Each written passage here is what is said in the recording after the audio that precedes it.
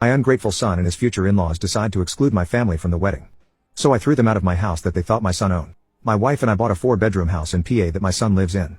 Our son went to college in PA and wanted to stay in the area, so we bought the house as a second home. We live in NJ and commute into Manhattan for work. We figured that he would have a place to live and we could visit every so often and spend some quality time together. We pay the taxes, services, and maintenance on the house. Our son pays for his groceries and the house utilities.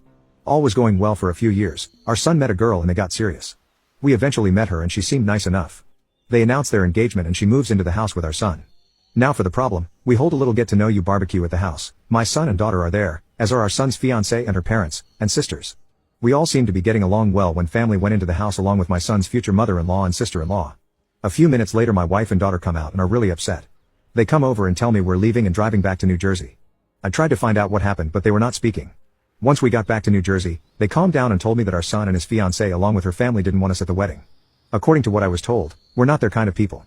I was livid. I called my son and asked him WTH this was about. He tells me that her family feels that we are not good enough and will embarrass them at a family wedding and that we are all uninvited from the wedding. I let a week go by to calm myself down and drive back to the PA house. The new future in-laws are in the house along with the fiancée. It appears that they all moved in. As soon as they saw me, they asked me why I was there. I told them that since we weren't invited to the wedding, I was coming over to talk to my son. They told me to leave their house and I lost it and told them that they had 30 days to get out.